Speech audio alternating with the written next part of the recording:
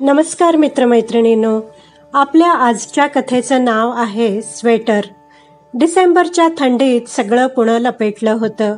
त्या थंडीत निशाची सकाळची कामं उरकत नव्हती. गरम चहाचा कप घेऊन रजईत बसून राहावंसं वाटत होतं. सानवीला शाळेत पाठवून पुढे तिला कामाला जायचं होतं. आजचं तिचं पहिलं लेक्चर 9 वाजता होतं, म्हणून रजईतून कशीबशी बाहेर पडून ती तयार झाली.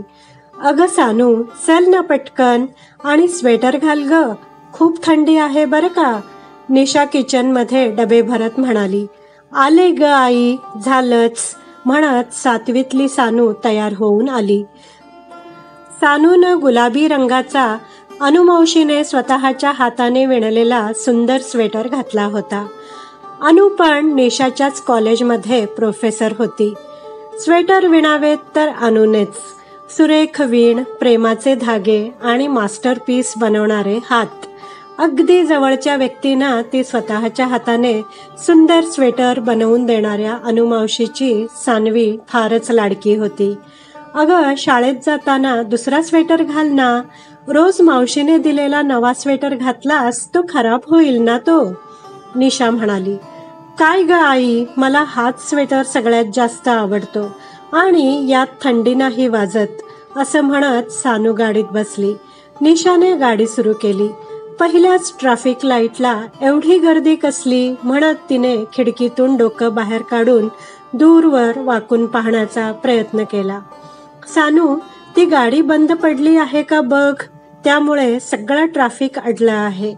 निशा कपाळाला हात लावून बसली. सानू मजेत गाणं गुणगुणत आजूबाजूला बघत होती. बाहेर तिच्याच वयाची एक मुलगी गजरे विकत होती. ती सानूच्या गाडीजवळ आली. तिच्या अंगावर एक मळलेला व फाटलेला स्वेटर होता. तपकिरी रंगाची विटलेली सलवार व पिवळट कमीज घातलेली ती मुलगी थंडीने कुडकुडत होती. ती सानूला म्हणाली, ताई, गजरा देऊ? सानूने आईला विचारलं. आई, गजरा घे ना, तुला अनुमावशीला, निशा म्हणाली. नको ग, पण सानूनं परत परत विचारलं. आई, घे ना ग. निशाने पैसे काढून दिले व म्हणाली, बरं, घे 2 गजरे. सानूने खिडकीची काच उतरवली. दे 2 गजरे. ती मुलगी खूपच कुडकुडत होती. गजरे काढून देताना तिचा हात थंडीने थरथरत होता. अतिशय कृशबांधा असलेली ती मुलगी फाटक्या चपला घालून गजरे विकत होती. सानूनं गजरे घेतले व पैसे दिले. जाईच्या फुलांचा हवा हवासा वास गाडीभर भरून राहिला.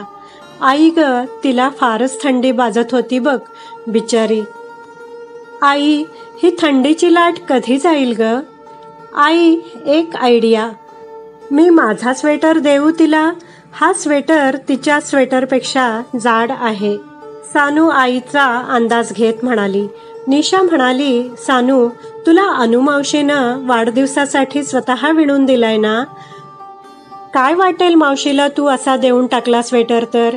आपण उद्या दुसरा स्वेटर घेऊन येऊ आणि देऊ तिला.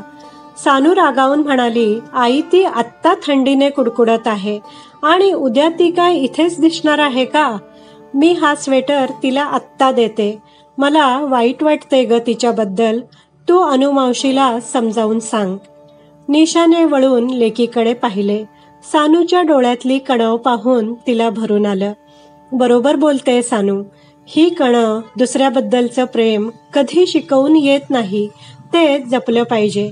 या विचारांचं कौतुक केलंच पाहिजे. क्षणभर थांबून ती सानूला म्हणाली, बरोबर आहे तुझं सानू. तुला एवढं वाटतंय ना तिच्याबद्दल, मग दे तिला तुझा स्वेटर. आणि अनुमावशीला सांगायलाच नको, म्हणजे मिटला प्रश्न. सानूने खुश होऊन खिडकीची काच उतरवली. ती मुलगी दुसऱ्या रिक्षामधील बाईला कुडकुडत गजरे विकत होती.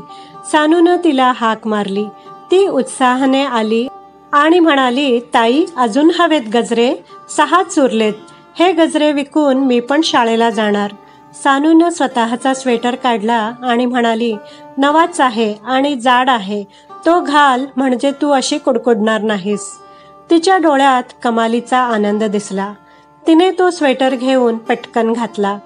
त्याची डार्क ब्राऊन बटणे लावली. त्याच्यावरून प्रेमानं हात फिरवला. चकचकीत बटणे त्यावर सूर्याची किरणं पडताच चमकू लागली. नवे कपडे घातल्याचा आनंद त्या कोवळ्या जीवाच्या चेहऱ्यावरून ओसंडून वाहू लागला. ताई, लईच गरम आहे हा स्वेटर. आता उरलेले हे 6 गजरे विकेपर्यंत नाही वाजणार मला थंडी. निशा म्हणाली, ते 6 गजरे दे मला. नाव काय आहे तुझं? सुमन. ती म्हणाली, ताई हे घ्या गजरे. म्हणून तिने 6ही गजरे निशाला दिले. निशाने पैसे दिले. त्या मुलीने हात जोडून 2-2दा नमस्कार केला. ती मुलगी हाताने टाटा करत गर्दीतून वाट काढत नाहीशी झाली. सानू कौतुकाने त्या दिशेला पाहत राहिली. निशाने तिला जवळ ओढून घेतले. एका अकाली प्रौढत्वाला बालसुलभ आनंद मिळावा म्हणून एखादं वाहन बंद पडलं असावं, कारण ट्रॅफिक आता हलू लागलं होतं. आई, तू आजच्या आज अनुमावशीला सांग, आपण चांगलं काम केलंय, मग ते का लपवायचं? सानू बिचारी चेहरा लहान करून म्हणू लागली. हो ग बाळा, सांगू आपण मावशीला. नेमकी अनुला त्या स्वेटरमध्ये गजरे विकणारी मुलगी दिसायची आणि उगाच गैरसमज व्हायचा. पण आपला विचार सानूच्या प्रामाणिक विचारांपेक्षा खूपच कनिष्ठ दर्जाचा आहे हेही तिला जाणवलं. तिने सानूला शाळेजवळ सोडलं. सानू कुडकुडत शाळेच्या दारातून आत आली. सानूची मैत्रीण आर्या तिला म्हणाली, हे काय, स्वेटर नाही घातलास? आज थंडी किती आहे? सानू म्हणाली, सांगते. त्या दोघी चालू लागल्या. निशाचं मन सानूबद्दल अभिमानानं भरून आलं. किती वेळा ही मुलं ट्रॅफिक लाईटला दिसतात, पण मन असं बधीर झालं आहे ना की काही करावं हे मनात येतच नाही. आणि आलंच तर रस्त्यात मध्ये कुठे थांबणार, म्हणून क्षणभर त्या लेकरांसाठी चुकचुकत सगळे आपापल्या मार्गाला लागतात. सानूच्या संवेदनशील मनाने त्या परिस्थितीवर मार्ग काढला होता. कॉलेजमध्ये अनुचं लेक्चर संपलं की तिला ही हकीकत कशी सांगावी याचा विचार करत तिने गाडी स्टार्ट केली. कदाचित अनुला हे आवडणार नाही, पण इट्स ओके. एका उदार मनाची आणि दयाळू अंतःकरणाची जोपासना आपण केलीच पाहिजे हे अनुला नक्कीच पटेल. खरं तर याचसाठी नाही का सगळा अट्टाहास? काय मिळवायचं असतं आपल्याला शिक्षणातून?